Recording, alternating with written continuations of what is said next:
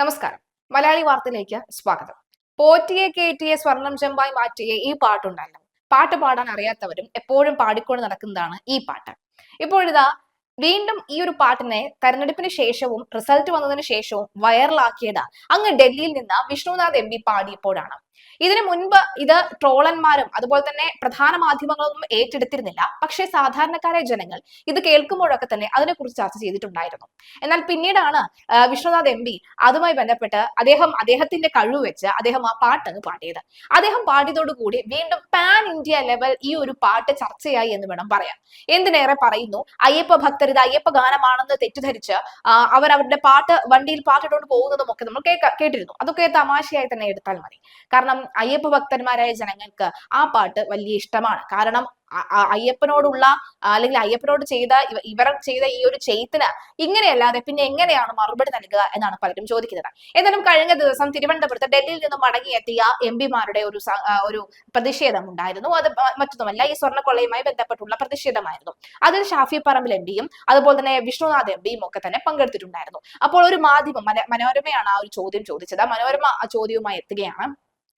എന്റെ Vishwanath M P അദ്ദേഹത്തിന്റെ ഈ പാട്ട് വീണ്ടും വൈറലാകുമ്പോൾ ഷാഫിക്ക് ഈ പാട്ടിന്റെ ഒരു കേസിൽ എവിടെയെങ്കിലും തളർന്നു പോയോ എന്നാണ് ചോദിക്കുന്നത്.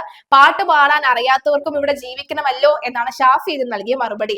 എല്ലാ പാഠവും പഠിപ്പിച്ചു, പക്ഷെ പാട്ട് എന്ന് പറയുന്ന കാര്യം മാത്രം വിശ്വനാഥ് നമ്മളെ പഠിപ്പിച്ചില്ല. ആ ക്ലാസ്സിലേക്ക് ആർക്കും അഡ്മിഷനും കൊടുക്കുന്നില്ല എന്നാണ് ഷാഫി പറമ്പിൽ പറഞ്ഞത്. പിന്നെ തിരിച്ച് ഷാഫി പറമ്പിൽ ഒരു ചോദ്യം ചോദിക്കുന്നുണ്ട്, പാട്ട് പാടാൻ അറിയാത്തതിന്റെ ബുദ്ധിമുട്ട് എന്താണെന്ന് മാധ്യമപ്രവർത്തകരെ നിങ്ങൾക്കും അറിയാമല്ലോ എന്ന് തിരിച്ചൊരു ചോദ്യം ചോദിക്കുന്നു. തീർച്ചയായിട്ടും പാട്ട് പാടാൻ അറിയാത്തവരുടെ ബുദ്ധിമുട്ട് അവർക്ക് മാത്രമേ അറിയാവൂ. കാരണം മൂളാൻ പോയിട്ട് ഒരു വരി പറയാൻ പോലും അറിയാത്തവർ നമ്മുടെ ഇടയിലുണ്ട്. ഞാൻ അടക്കമുള്ള പലരുമുണ്ട്. എന്തായാലും വിശ്വനാഥ് എം പിയും അതുപോലെ തന്നെ ഷാഫിയും തമ്മിൽ നല്ലൊരു ചർച്ചയായിരുന്നു അവിടെ നടത്തിയിരുന്നത്.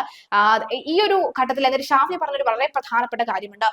ഞങ്ങളെക്കാൾ മുന്നിൽ ഇപ്പോൾ നിൽക്കുന്നത് ഇവിടുത്തെ ജനങ്ങളാണ്. കാരണം ഞങ്ങൾ ഒന്ന് മന്ദഗതിയിലായാലും, അതായത് ചോദിച്ച ചോദ്യം ഇതായിരുന്നു, പാട്ടിന്റെ കാര്യം വന്നപ്പോൾ, അതായത് ഈ പറയുന്ന പോറ്റിയെ കേറ്റി എന്ന പാട്ടിന്റെ കാര്യം വന്നപ്പോൾ ഷാഫി പിന്നിലോട്ട് പോയോ എന്നാണ് ചോദ്യം. അപ്പൊ പറയുന്നത്, ശരിക്കും ഞങ്ങൾ പിന്നിൽ തന്നെയാണ്, ഞങ്ങളെക്കാൾ മുന്നിൽ നിൽക്കുന്നത് ഇവിടുത്തെ ജനങ്ങളാണ്. ജനങ്ങൾ അവരുടെ കൃത്യമായ രാഷ്ട്രീയ ബോധത്തോടു കൂടി അവർ ഇപ്പോൾ മുൻപന്തിയിൽ എത്തി നിൽക്കുന്നു. അത് തന്നെയാണ് എല്ലാത്തിനും കാരണമെന്ന് പറയുന്നുണ്ട്.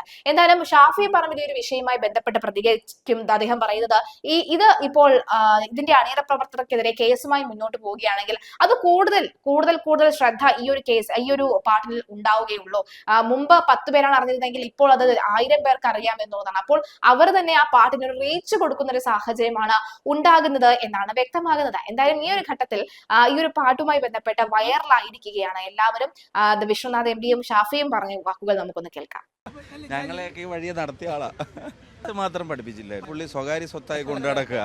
ആ സ്കൂളിലേക്ക് കൂടുതൽ ആൾക്കാരെ പുള്ളി എടുക്കുന്നില്ല. പുള്ളിയെ കൊണ്ട് പാടിക്കരുതെന്ന് മാത്രമേ ഞാൻ പറഞ്ഞിട്ടുള്ളൂ. പാടാൻ അറിയാത്തവർക്കും നിലനിൽക്കണ്ട്. ഞങ്ങൾ എല്ലാവരും മുന്നിലായതിൻ്റെയാ. കേരളത്തിലെ ജനങ്ങൾ ഞങ്ങളെ മുന്നിലേക്ക് കൊണ്ടുവന്നതിൻ്റെ കാര്യവും കാരണവും ഏറ്റവും ലളിതമായും ആളുകൾക്ക് മനസ്സിലാവുന്ന തരത്തിലും പറഞ്ഞ ആ ഒരു പാട്ടാണത്.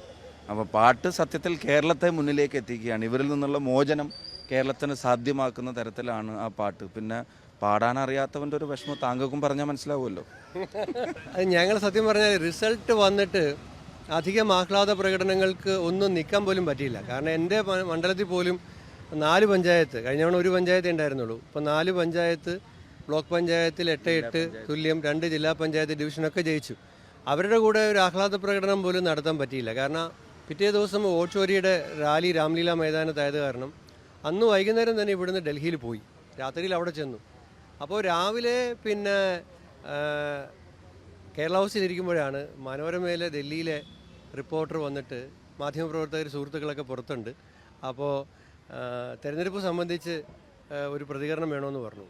അപ്പോൾ ഞാൻ അവരോട് കാണാൻ ചെല്ലാമെന്ന് പറഞ്ഞതിന് ശേഷം എൻ്റെ ആലോചനയിൽ വന്നൊരു കാര്യമാണ്, ഈ തെരഞ്ഞെടുപ്പിൽ ഞങ്ങൾ കൊണ്ടുവന്ന ഒരുപാട് വിഷയങ്ങളുണ്ട്. വിലക്കയറ്റം, തൊഴിലില്ലായ്മ, ആരോഗ്യ മേഖലയിലെ തകർച്ച, കാർഷിക മേഖലയിലെ പ്രശ്നങ്ങൾ, സ്വർണ്ണക്കൊള്ള.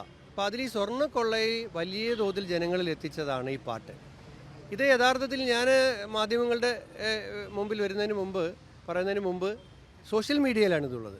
സോഷ്യൽ മീഡിയയിലേക്കോ അതിനപ്പുറത്തേക്കോ അത് വന്നിട്ടില്ല.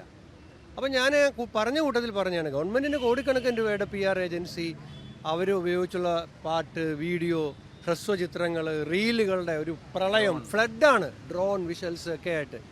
അപ്പോൾ ഇതിൻ്റെ മുമ്പിലാണ് ഞങ്ങളും ഇങ്ങനെ നിൽക്കുന്നത്. അപ്പം ഞങ്ങൾക്ക് യഥാർത്ഥത്തിൽ ഈ പാട്ട് ഭയങ്കരമായിട്ട് സഹായിച്ചു. ഈ ശബരിമല കൊള്ള വിഷയത്തിൽ ഞങ്ങൾക്കറിയില്ല ഇവരാരാന്ന്, പാടിയവരെ അറിയില്ല, എഴുതിയ ആളെ അറിയില്ല. ഇത് തന്നെ പറയുന്നുണ്ട് ഞാൻ അവിടെ. അപ്പോൾ അപ്പോൾ അവിടെ സത്യം പറഞ്ഞാൽ അവിടെ പോയി മാധ്യമങ്ങളുടെ മുമ്പിൽ നിന്നതിന് ശേഷമാണ് ഈ പാട്ടങ്ങ് പാടിയാൽ എന്താ എന്നൊരു ചിന്ത വരുന്നത്. അത് ഞാൻ മാധ്യമങ്ങളെ കാണാൻ പോകുമ്പോൾ എൻ്റെ മനസ്സിൽ ഇതില്ല, ഈ പാട്ടിനെ കുറിച്ച് പറയണമെന്നുള്ളതല്ല, അത് ഇതങ്ങ് പാടണം എന്നില്ല. അപ്പോൾ അവിടെ നിന്ന് ഞാനങ്ങ് പാടി